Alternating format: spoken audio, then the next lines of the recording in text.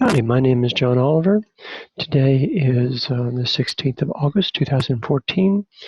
It's about 11:30 a.m. Dallas, Texas, in the El Centro Community College Dining Commons. The purpose of this video is to give you an overview of the length of the global education canals. This is the guts of our stewardship community. This is how we are going to pull together people from all around the world to educate and in practical ways those who are suffering severe poverty. And so the first here is, if you look on your screen at education resources reservoirs. That is basically all the potential things that could be contributed. That includes all the web pages that are online now, and all the PDFs, and all the files, and all the blueprints, and all the infographics, and whatever. We will go out there and volunteers and look for those things and bookmark those things, and not just that, but also rate them 1 to 5 stars and review them and then catalog them in terms of keyword tags, in terms of how the audiences they may be suited to, so that when someone does come and they are a farmer or a pastor or a teacher, they can quickly find those things. And that's the things that already exist today, and then maybe we're going to also add many things to the reservoir. We'll add things by using the Wiki Plus. In other words, we will link to all these great things that are out there that might deal with raising chickens or turning cow's milk into yogurt or cheese. But then how do you market that? How do you get it to market? How do you keep it cool so that it doesn't spoil? We might say, oh, we need to have something about that topic. And so we ask people to write booklets, and there may be 2, 4, 6, 8, 10, 12, 16 pages. Try to keep them in about intervals of 4 pages because of signatures. That's when we get to the printout stage. So 4, 8, 12, 16, etc. And so they'll make those. We may have contests for people, some more involved things. We may have contests. We may ask people have a contest for drawing illustrations about the anatomy of chickens, or how to build chicken coops, or I don't know, is it different topics? We'll have this whole contest thing I'll get into later. So there's what's already is, and what we're going to make. Things already are includes things that are in the public domain. Anything posted before 1923 is automatically the public domain. Anything made by a government agency is the public domain. People have dedicated this public domain. I'll go around and I'll ask different teachers and different nonprofits and NGOs to give me things and have them sign a waiver that we're going to be able to use this and catalog it and distribute it. And also with the proviso, we're going to I'll show you later, give people permission to use it commercially so they can make a profit on it. And so if you're based in South Africa and you've helped all the people in your region, what do you care if people in India use your material and make a profit? As long as it gets further and faster to people making latrines or teaching reading and writing, then great. So we start with English text illustrations.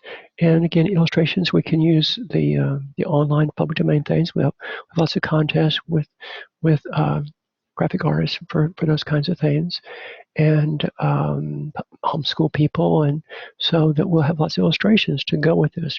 Like, for example, like a reader. You learn the colors, and so A, apples, so I want to have lots of drawings of apples, and P, pear, or orange or grapes, but maybe in Russian or Chinese or Japanese, they're not going to start the same letter, but I want to have lots of drawings of grapes and of these things that can be used for both training as well as for coloring. And so we'll have lots of illustrations. So we'll have just a whole bunch of good illustrations, drawings, again, small format. Small storage. Not take a lot of memory. And so then we'll go, once you have an English, because I speak English, we're seeing the same. I'm not doing French or Portuguese or Swahili, but we will translate in those languages. And there are machines that can do that, online services and computers that can translate from English into all the major and many minor languages. But it's going to mess up it's going to mess up the grammar. It's going to mess up the punctuation. It's going to mess up the idioms. So as also volunteers come in and tidy that up, and so those will be available. Um, um, then record to audio. Again, the machines that can record from text to audio, but then we'll also have native speakers that will read these things. And audio is essential because a lot of our end users cannot read, so we'll have audio files for that. And mobile phones are more popular among the very poor, so have audio. So again, SD cards or whatever kinds of devices that they use to move files into the mobile phones. They can learn about all these topics in audio form. And then comes video. We will have video, definitely. I'm very important in many teaching situations to be able to point to a whiteboard or a blackboard or whatever illustration to show people things, and we will certainly have videos. I'm not keen and eager in that direction because it's more complicated, it takes up more memory space, but we definitely will do that. And then once we have these recorded, we need to store them in different formats and on different devices. So I know the MP3 and PDF are popular here, but I don't know what it is in India and Africa and South America and Mexico and Slavic countries. I don't know, but we'll work through all those format issues and then what devices we put it on. Do we put it onto CDs? Put it onto DVDs? We put it onto flash drives? We put it on hard drives? I mean, how do we get it there? Right? And of course, sometimes it'll be downloaded. And do we move it there? If it's a physical, do we ship it? Do we mail it? Do we UPS, maybe FedEx? How do we get it there? Once it's there, then sometimes it won't turn into physical.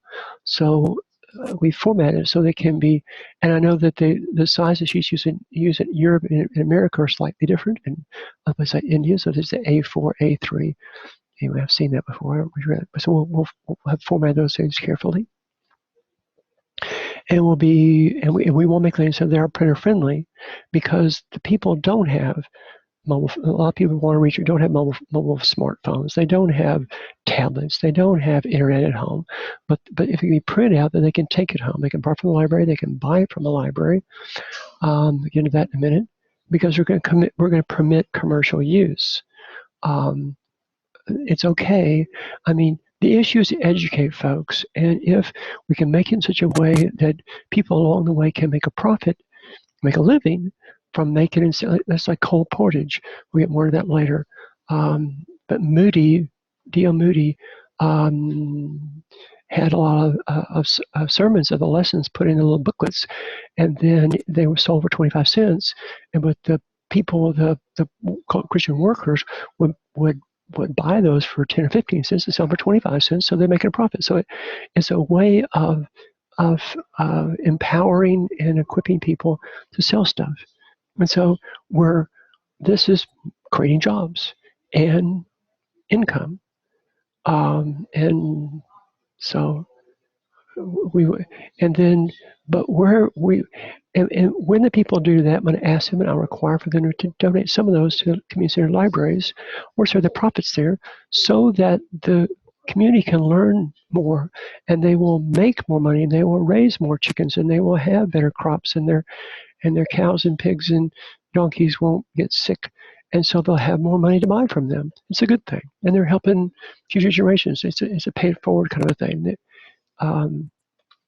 And so we have libraries. I'll go much into libraries. So the library could be as small as a closet or a small bedroom. It could be like an internet cafe, or it could be just like a room with a lot of monitors with a central server. And so where people can come in there and read, and then they want to print it out. They pay for the printout. That includes a little bit of overhead.